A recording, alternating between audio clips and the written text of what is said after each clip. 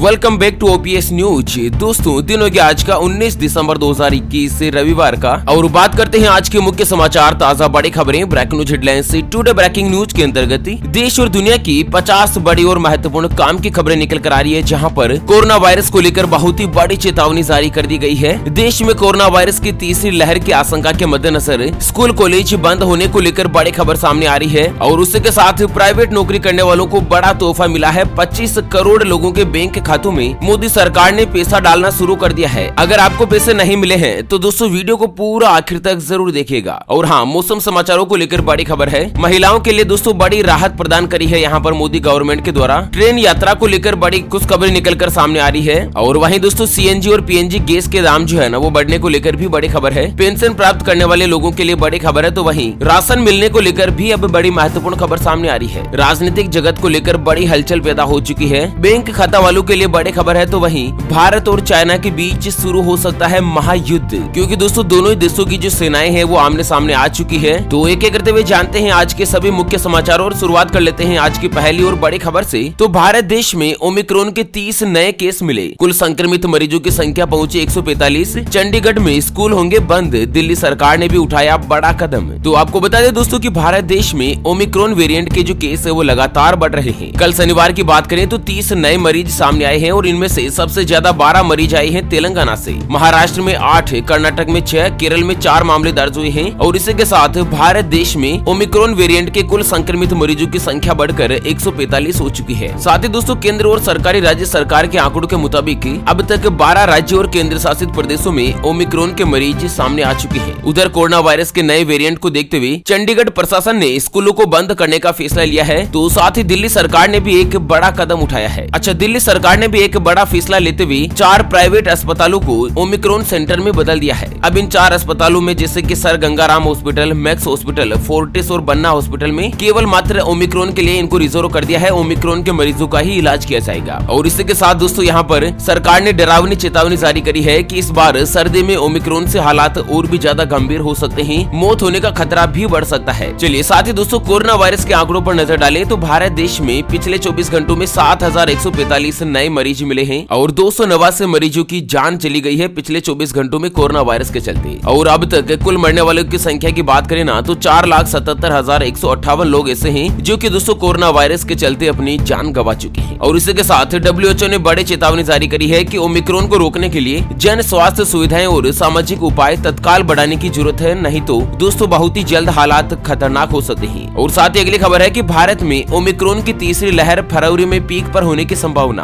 Covid super model panel का दावा। तो दोस्तों स्वास्थ्य एक्सपर्ट का कहना है कि जो फरवरी महीना आएगा ना वो दोस्तों कोरोना वायरस की तीसरी लहर में तब्दील हो सकता है, और दोस्तों ओमिक्रॉन के मामले जो पीक पर हो सकते हैं। इस दौरान डेली लगभग हर रोज 2 लाख तक मरीज सामने आ सकते हैं। और इसी के साथ अगली खबर है कि कोरोना जैसी वैक्सीन एड्स और कैंसर के लिए जल्द होगी तैयार, वैज्ञानिक mRNA टेक्नोलॉजी को बना रहे हैं हथियार। तो दोस्तों कोरोना वायरस से लड़ने में कारगर फाइजर और मॉडर्ना जैसी वैक्सीन मैसेंजर कंपनियां है ना वो अब एड्स और कैंसर जैसी गंभीर बीमारियों की भी वैक्सीन बनाने पर काम कर रही है, और बहुत ही जल्द उम्मीद है कि दोस्तों इन कंपनियों को सफलता भी मिल सकती है। और साथ ही अगली खबर आ रही है कि अब रेल यात्रियों को मिलेगा फ्री इंटरनेट। उत्तर मध्य रेलवे के 95% स्टेशन पर वाईफाई की सुविधा आप भी उठा सकते हैं लाभ। तो दोस्तों आपको बता दें कि भारत देश में लगभग 6000 से ज्यादा स्टेशन पर वाईफाई से लेस कर दिया गया है, और इन्हीं के साथ रेलवे विभाग जो है ना वो लोगों को वाईफाई उपयोग करने के लिए लगातार जागरूक कर रहा है। मतलब दोस्तों कि उत्तर मध्य रेलवे ने 95% से ज्यादा स्टेशन को वाईफाई की सुविधा से लेस कर दिया है, यहाँ पर फ्री में इंटरनेट चलेगा। चलिए अगली खबर आ रही है कि महिलाओं के लिए बड़ी खुशखबरी, अब ट्रेन में रिजर्वेशन सीट को लेकर हुआ बड़ा बदलाव। तो दोस्तों अगर आप भी ट्रेन में सफर कर रहे हैं और सीट के लिए परेशान है ना तो अब आपको बिल्कुल भी टेंशन लेने की जरूरत नहीं है। इंडियन रेलवे ने खास महिलाओं के लिए एक बड़ा फैसला लिया है, जहाँ पर आपको बता दें कि ट्रेन में अब से महिलाओं को सीट के लिए परेशान नहीं होना होगा। ऐसे में क्या है कि अब दोस्तों ट्रेनों के अंतर्गत महिलाओं की जो सीट है वो पहले से ही रिजर्व रहेगी, यानी कि आरक्षित रहेगी। उन सीटों पर केवल और केवल महिलाएं ही बैठ पाएगी, पुरुष व्यक्ति नहीं बैठ पाएंगे। चलिए अगली बड़ी खबर आ रही है कि अरुणाचल प्रदेश में 15,200 फीट की ऊंचाई पर आमने सामने भारत और चाइना दोनों तरफ से सैनिकों की हुई भारी तैनाती। तो दोस्तों भारत और चाइना के बीच बर्फ से ढकी सीमा पर 2 बड़े देशों की सेनाएं आमने सामने हो सकती है। दोस्तों भारत और चाइना दोनों तरफ से सैनिकों की भारी तैनाती कर दी गई है। 15,200 फीट की ऊंचाई पर अरुणाचल प्रदेश के अंतर्गत माहौल गर्म हो रहा है। और साथ ही अगली खबर है कि भारत ने उड़ीसा के तट पर अग्नि प्राइम मिसाइल का किया सफल परीक्षण। परीक्षण 1000 से लेकर 2000 किलोमीटर के बीच है मारक क्षमता। जी हाँ दोस्तों, भारत देश के हथियार क्षमता में एक बड़ी बढ़ोतरी दर्ज की गई है। यहाँ पर भारत देश ने कल शनिवार को उड़ीसा के बालासोर तट के ऊपर अग्नि प्राइम मिसाइल का सफल परीक्षण कर लिया है। ये अग्नि सीरीज की मिसाइलों का एडवांस्ड वर्जन है जो कि परमाणु हथियार ले जाने में सक्षम है। सतह से लेकर सतह पर मार करने वाली इस बैलिस्टिक मिसाइल की जो मारक क्षमता है वो लगभग 1000 से लेकर 2000 किलोमीटर की है। इस मिसाइल को रक्षा अनुसंधान और विकास संगठन के द्वारा डिजाइन और विकसित किया गया है। दोस्तों मतलब भारत देश में बैठे बैठे 2000 किलोमीटर की रेंज में इस मिसाइल से वार किया जा सकता है। मतलब भारत देश की सैन्य व्यवस्था में एक बड़ी ताकत मिली है। और साथ ही अगली खबर आ रही है कि सरसों सहित कई खाने के तेल हुए सस्ते। जानते हैं अब क्या पहुंच गई है इनकी कीमत। तो दोस्तों बेपड़ता कारोबार की वजह से आयातित तेल के दाम कम होने के कारण देश भर के तेल तिलहन बाजारों में सरसों और बिनोला तेल की कीमतों में गिरावट जारी रही है। जबकि सामान्य कारोबार में जैसे कि सोयाबीन, तिलहन का तेल, उसके अलावा जो खाने के मूंगफली के तेल, ये सभी तेल जो दोस्तों सस्ते हुए हैं। चलिए अगली खबर आ रही है कि फिर बढ़े सीएनजी और पीएनजी गैस के दाम। यहाँ पर जानते हैं नए रेट के बारे में। तो दोस्तों देश में महंगाई का कोहराम लगातार जारी है। मुंबई और आसपास के इलाकों में सीएनजी गैस सप्लाई करने वाली कंपनी महानगर गैस लिमिटेड ने सीएनजी और पीएनजी के दाम में बढ़ोतरी कर दी है। यहाँ पर दोस्तों कंपनी ने सीएनजी के दाम में 2 रुपए प्रति किलो जबकि पीएनजी के दाम में 1 रुपए 50 पैसे प्रति यूनिट की बढ़ोतरी करी है। और दोस्तों आज आधी रात से ही नए रेट लागू हो चुकी है,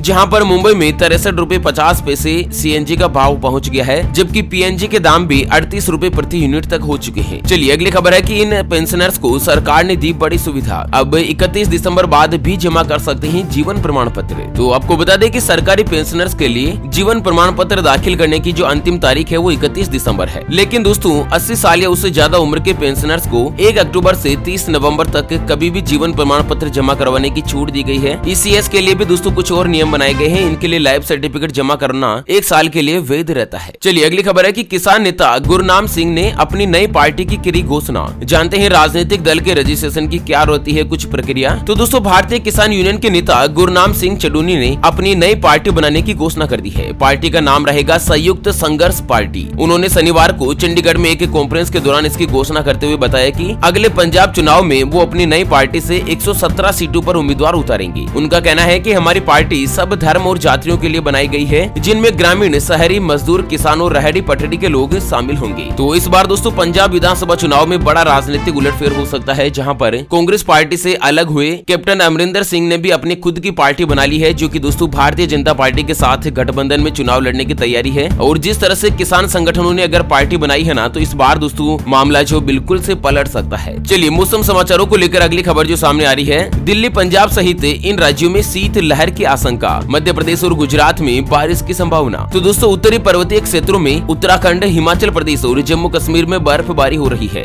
जिस कारण मैदानी इलाकों में ठंडी हवाएं चल रही है। तो दोस्तों दिल्ली, पंजाब सहित उत्तर भारत के अधिकांश प्रदेशों के तापमान में भी गिरावट देखी जा रही है। मध्य प्रदेश में शुक्रवार से पारा अचानक गिर गया है। मौसम विभाग के मुताबिक उत्तर प्रदेश, राजस्थान और देश की राजधानी दिल्ली में शीत लहर की आशंका जारी की गई है। और दोस्तों पंजाब, हरियाणा और राजस्थान में शीत लहर को लेकर ऑरेंज अलर्ट जारी कर दिया गया है। और वहीं स्काईमेट वेदर के अनुसार अगले 24 घंटों के दौरान अंडमान निकोबार द्वीप समूह में हल्की से लेकर मध्यम बारिश की संभावना रहेगी, जबकि पंजाब, हरियाणा, पश्चिमी उत्तर प्रदेश, राजस्थान, मध्य प्रदेश और गुजरात में पाला पड़ने की संभावना है। जबकि पंजाब, हरियाणा, राजस्थान, मध्य प्रदेश और तेलंगाना के कई स्थानों पर भीषण शीत लहर हो सकती है। यहाँ पर टेम्परेचर में भारी गिरावट पैदा हो सकती है। और वहीं दोस्तों श्रीनगर में सर्दी ने रिकॉर्ड तोड़ दिया है। श्रीनगर की जो डल झील है वो पूरी तरीके से जम गई है। राजस्थान में भी टेम्परेचर माइनस में आ चुका है। अगले 24 घंटों के दौरान पंजाब, हरियाणा और राजस्थान के कई हिस्सों में घने से बहुत ही घना कोहरा पड़ सकता है और कई राज्यों में पाला पड़ने की संभावना है। श्रीनगर का जो टेम्परेचर है वो माइनस में 6 डिग्री सेल्सियस दर्ज किया गया है। और यहाँ की जो डल झील है ना वो पूरी तरीके से बर्फ में जम गई है। उत्तर पर्वतीय राज्य जैसे कि उत्तराखंड, हिमाचल प्रदेश और जम्मू कश्मीर में लगातार बर्फबारी हो रही है, जिसके कारण ही दोस्तों मैदानी इलाकों में ठंडी हवाएं चल रही है। और वहीं राजस्थान में बीती रात चूरू जिले में -1 डिग्री टेम्परेचर आ चुका है। जयपुर के जोबनेर में -2 डिग्री, माउंट आबू में -3 डिग्री सेल्सियस टेम्परेचर रहा है। माउंट आबू में पहली बार 24 घंटे के अंतराल में पारा 0 से लेकर -3 डिग्री पर पहुंच गया है। यहाँ पर हालात यह है दोस्तों कि पानी की जो पाइपलाइन है उसमें बर्फ जम जाने के मद्देनजर पाइपलाइन कई स्थानों पर फटने की आशंका बताई जा रही है। और इसी के साथ अगली खबर है नेशनल फैमिली हेल्थ सर्वे। देश में पहली बार 1000 पुरुषों पर 1020 महिलाएं। शहर और गांव में दिखा बड़ा अंतर। तो भारत देश के लिए सुकून की खबर है। पहली बार भारत की कुल आबादी में 1000 पुरुषों के ऊपर महिलाओं की संख्या 1020 पहुंच गई है। और दोस्तों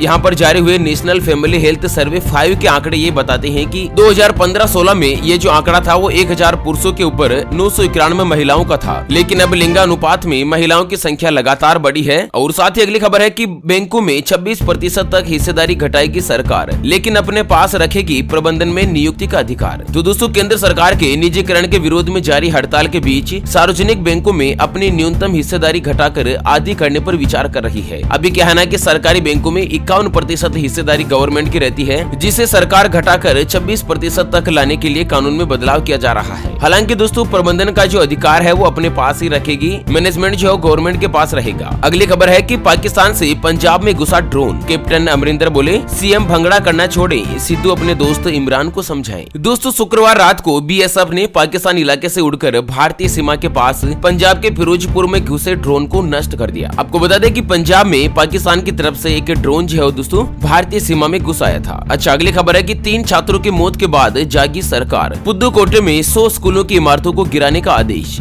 तो दोस्तों कल न्यूज आई थी कि एक स्कूल में टॉयलेट की दीवार गिरने से 3 छात्रों की मौत हो गई थी। उसके बाद तमिलनाडु सरकार और जिला प्रशासन जो है स्कूल इमारतों के सुरक्षा मानकों सहित कई नियमों का ख्याल किया है। और दोस्तों 100 ऐसी स्कूल की इमारत जो कि सुरक्षा मानकों में खरी नहीं उतरी है ना, उन इमारतों को गिराने का आदेश जारी कर दिया है। और वहीं अगली खबर है कि टाटा पंच की नई कीमत जारी, यहाँ पर मिल रही है 1 लाख रुपए तक सस्ते में। तो दोस्तों भारतीय बाजार में टाटा पंच जो है उसकी कीमत 5,49,000 रुपए से शुरू होकर 9 लाख रुपए तक रहती है। अलग अलग वेरिएंट के हिसाब से अलग अलग मॉडल है इसके। और यहाँ पर आपको बता दें दोस्तों कि सशस्त्र पुलिस बल के कर्मी, पूर्व सैनिक और उनके परिवारों को ये जो टाटा पंच है वो 1,05,000 रुपए तक सस्ते में मिल रही है। और साथ ही अगली और अंतिम खबर आ रही है कि मोदी सरकार ने 23 करोड़ लोगों के खाते में दिया पैसा, क्या आपके अकाउंट में आया या नहीं? जी हाँ, दरअसल आपको बता दें कि मोदी सरकार अभी तक 23 करोड़ से ज्यादा लोगों के खाते में पीएफ के ऊपर ब्याज का पैसा ट्रांसफर कर चुकी है। ईपीएफओ ने ट्वीट के जरिए बताया कि 23 करोड़ 44 लाख पीएफ सब्सक्राइबर्स के खातों में इस बार का ब्याज का जो पैसा है वो जमा कर दिया है। 8.5% के रेट से ब्याज दिया गया है उनके पीएफ खातों में। तो ऐसे में दोस्तों अगर आप भी प्राइवेट नौकरी करते हैं और आपके खाते में अगर पीएफ का पैसा नहीं आया है तो जल्द से जल्द अपना स्टेटस देखकर अपनी कंपनी को सूचित करें। ओके फ्रेंड्स, और इसी के साथ हमेशा की तरह अंत में एक नजर डाल लेते हैं आज के माइंड क्विज यानी कि गिवे वाले सवाल की तरफ। तो दोस्तों आज का माइंड क्विज वाला सवाल आप स्क्रीन पर देख पा रहे हैं। भारत देश की सबसे पवित्र नदी का नाम क्या है? जी हाँ दोस्तों दोबारा सुन लीजिएगा, भारत देश की सबसे पवित्र नदी का नाम क्या है? तो फटाफट से लिखना है क्वेश्चंस का सही जवाब इस वीडियो के नीचे कमेंट बॉक्स में। और हाँ, सही जवाब देने वाले किसी एक खास कमेंट्स को सेलेक्ट किया जाएगा हमारी ओपीएस न्यूज टीम की तरफ से और उसे दिया जाएगा एक 84 दिन वाला मोबाइल रिचार्ज हाथों हाथ